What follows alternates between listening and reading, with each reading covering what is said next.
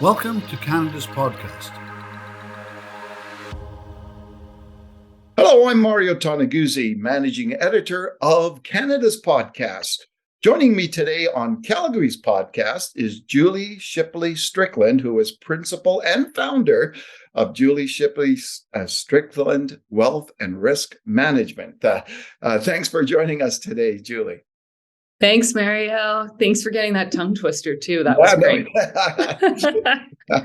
So tell me just a little bit about what you do and also, your company, but also I understand you're also involved in roles with other companies. So if you could start the conversation off by just letting us know, that'd be great. Awesome. Thank you. So I'm a senior wealth advisor with Wellington-Altus Private Wealth. I also have an insurance business, a risk management business that I run through Strickland Financial Group. So all that combined together is under my company name, Julie Shipley-Strickland Wealth and Risk Management. So kind of that's the lay of the land. Okay. And what exactly do you do? Oh, it's such a good question, Mario, because everyone wants to know that. So on the wealth management side, I manage clients' portfolios. So, my team and I we're planners. So we definitely look to build out financial plans for our clients, make sure that they're following, along their wealth building journey. We help clients set goals and really help, pave a way, make a path for people to achieve what they want to achieve with their wealth and their financial goals and freedom. And then on the risk management side, that's where we kind of protect clients along the way. So the daunting word of insurance, which is definitely sounds worse than it is, but it's the way that we protect clients. So ensure that if there's some blips, a diagnosis or a disability that's kind of holding them back along their way to get their financial goals, that they're protected, so it actually doesn't hold them back. So that's kind of the two sides of the business that I operate in. So tell me the why behind this. Why did you get involved in this area as a career? Yeah, that's a great question. For me, the why is all about people. So I love connecting with my clients. I love connecting with new prospects. For me, it's really for someone to be able to reach their financial goals. That's why I'm doing what I'm doing. So I really like coaching and supporting clients along that. Portfolio construction, budgeting, that sort of thing. It's all part of what we do.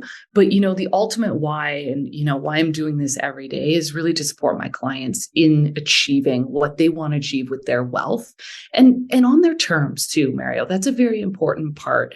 Traditionally, you've worked and then you receive a pension and then you sail off into retirement. And nowadays, people do a lot of different things, right? There's a lot of second careers. There's a lot of part-time, and people are working longer and later in their lives. So really supporting them in whatever they want to do. That's why I'm doing what I do. So I'm curious, is this something you've always wanted to do, or was there a moment that you, changed your ideas of what you wanted to do in life as a career? Yeah. I mean, believe it or not, I started out as an accountant. So worked at PricewaterhouseCoopers, great firm. And I got in a couple months into it and I couldn't do the audit, the dryness. I really love people. So I couldn't do it. And I have a lot of good friends there and they're wonderful. And but for me, I've always loved numbers and I've always loved people. So it was a combination of that. And I will say I definitely started on the risk management side.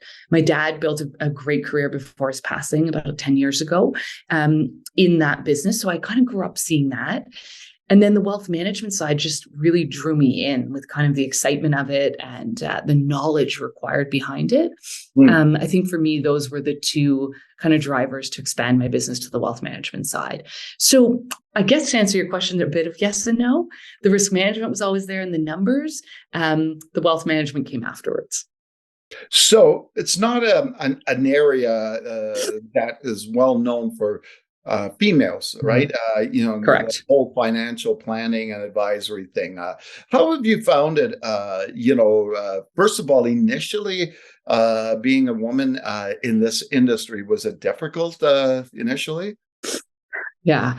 I mean, I think at the beginning, I started in the industry 15 years ago, and there were so few women role models to look up to, right? And to get educated on how they had gotten to their, their success. Two, having children in this business is challenging because you're always on, right? There's no mat leave. I'm an entrepreneur. So, just the logistics behind that and the juggling was very challenging. And so I think between those two, it was hard. I mean, I don't think there's any shame or any judgment in saying, it was very, very challenging. Has it gotten a bit better? Sure. But I wouldn't say it's great yet. I really think it's something that the wealth management and the risk management industry is working on. I'd say there's a lot more, spotlights being shone on it, which is great. But it's not there yet. It's definitely still a work in progress. And it's definitely something that I try and make part of my business, is to touch base with anyone who reaches out to me, just to give them the support that, maybe I could have used back then when I started out. Right. Mm-hmm. So I would also say that Wellington-Altus is doing a phenomenal job at really bringing women to the forefront. They're really doing a great job, not only with their senior management, but then with all of their advisors. Like they've really tried to gravitate and bring some great gals into the business. So I think that's been nice to have that supportive culture around, right? And to just feel like you're really being supported, and that's part of it. So that's been huge. So, Julie, what advice would you give a young woman who's contemplating a career in this industry? Yeah, that's such a great question. I think to have some patience. I think to really stand up for and ask for what you need and want in your career and in your business.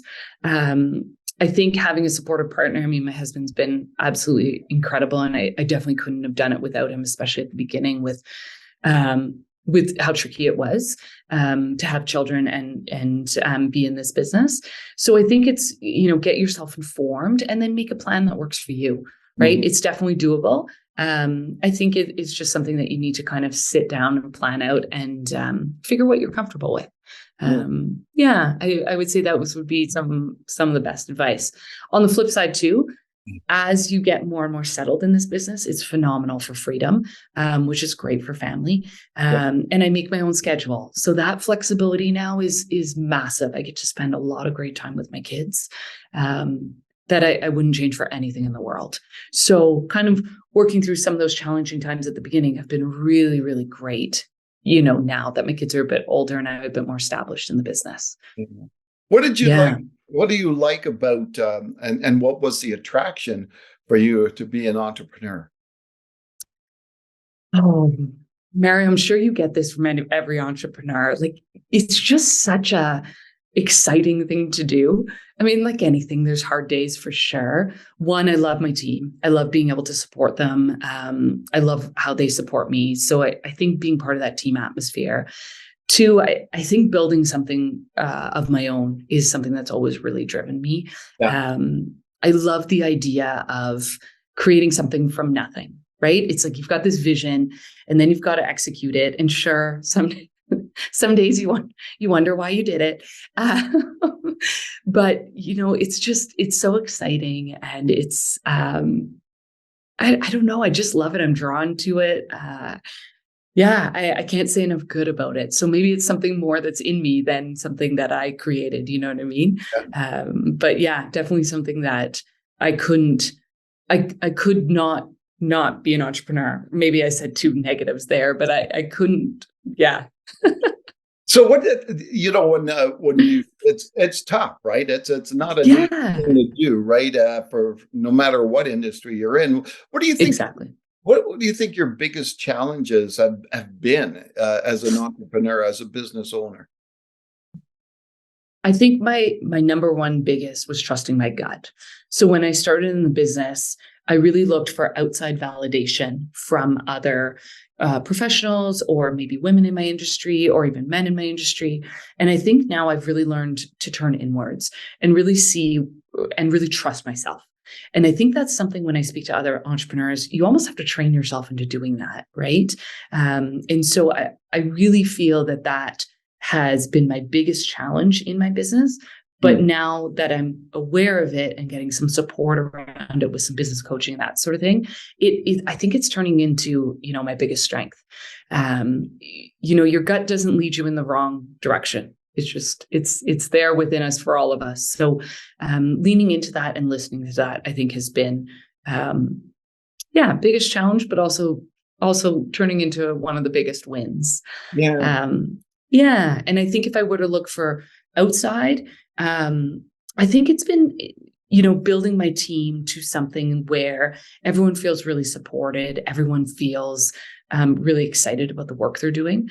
That's been something that's been a big driver for me. And I finally feel like I've settled there, and our team's expanding a little bit, and everyone seems really, really great and really happy. And that's been a challenging, but again, now that we're on the other side of it, it feels really good.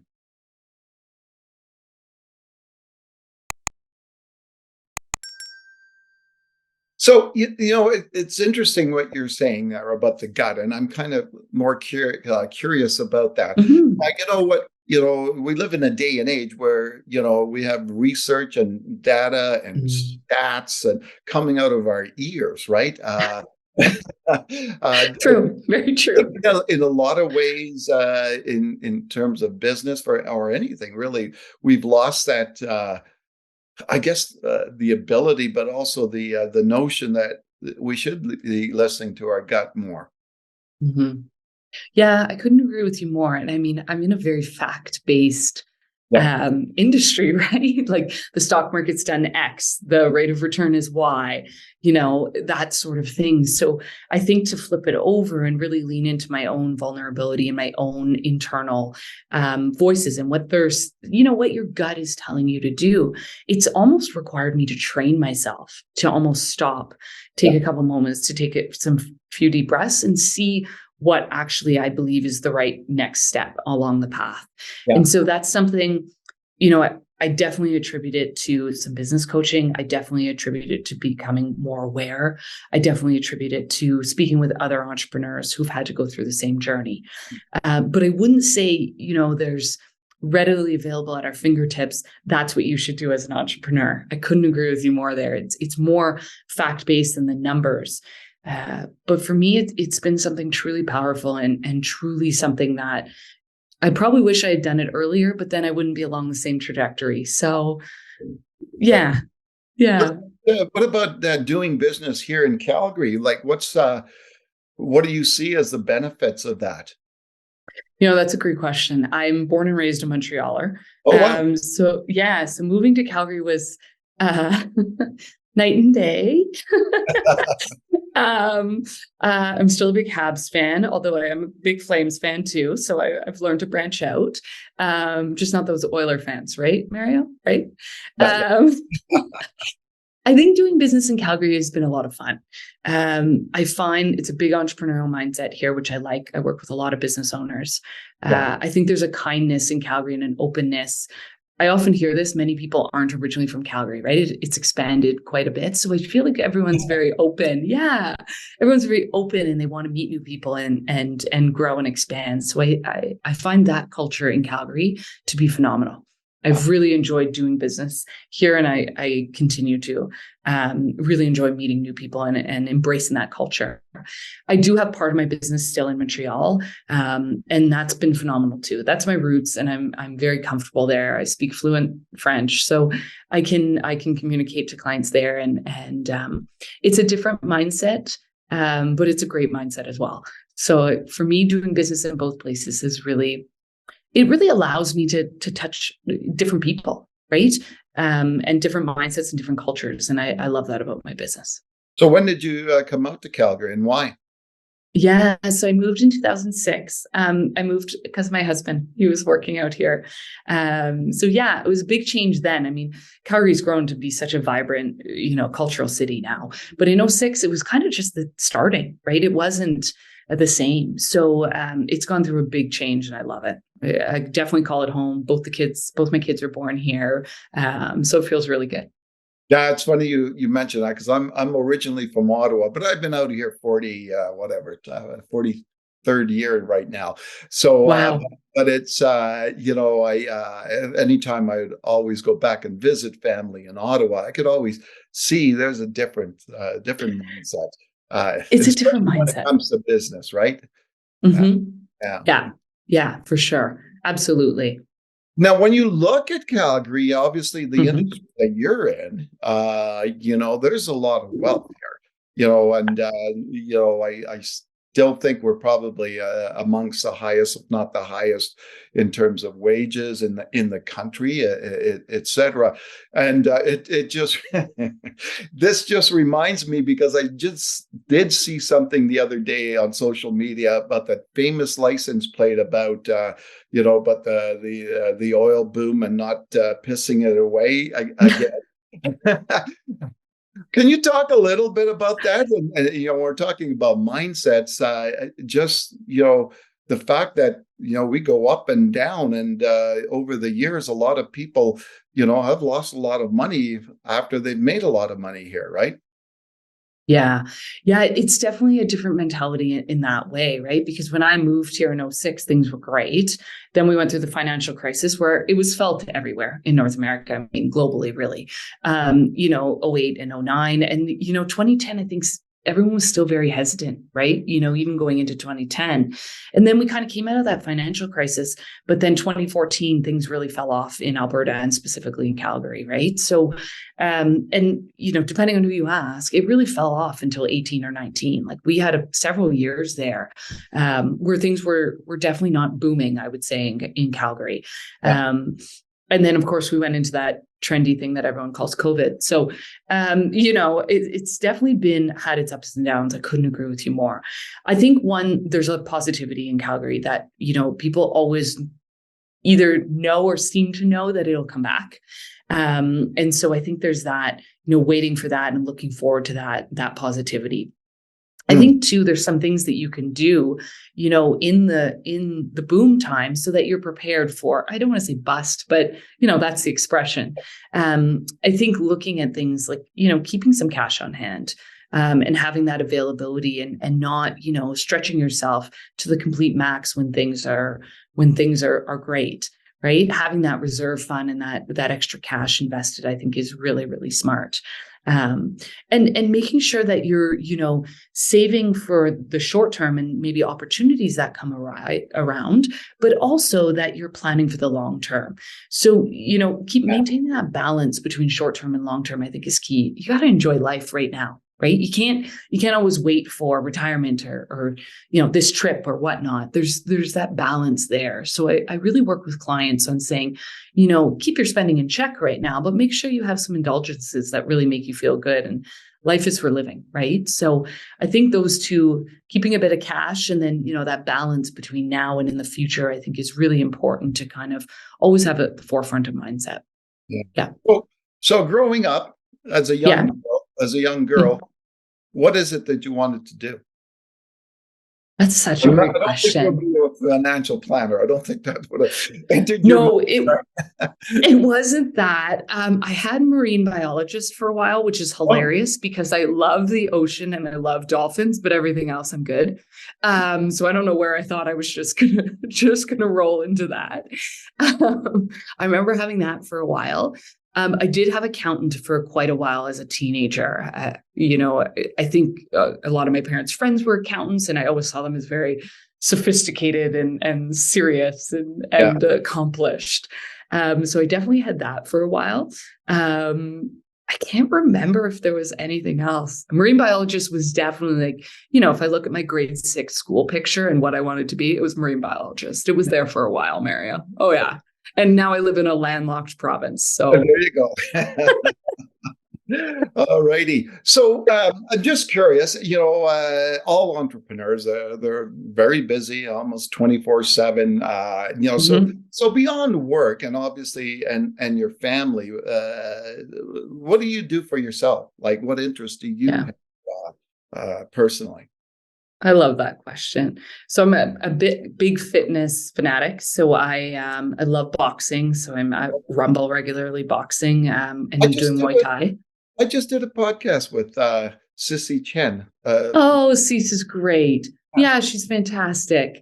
So yeah, I'm at Rumble boxing, and then I do some of my own workouts online and that sort of thing. And I like weightlifting, so kind of spread out my week with some exercise for sure.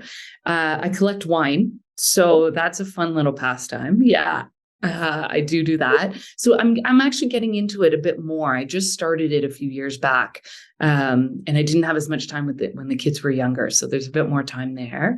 And then I love traveling with the family. So I love planning trips and traveling with my kids and my husband.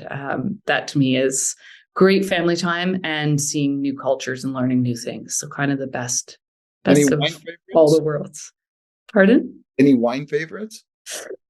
Oh, I'm impartial to white Burgundies. I haven't found one that's the epitome, but I do like a nice white from the Burgundy region in France. And I am, very partial to wines from that region. I do really like my Pinot Noirs from Willamette.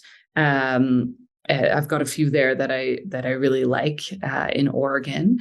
And then there's some in the Okanagan that I've really found that I enjoy. There's a couple whites that I really enjoy and a rosé and stuff. So yeah, kind of a little bit of everywhere. But I also like trying new things. There's been a few Austrian wines that I've tried recently that I really like.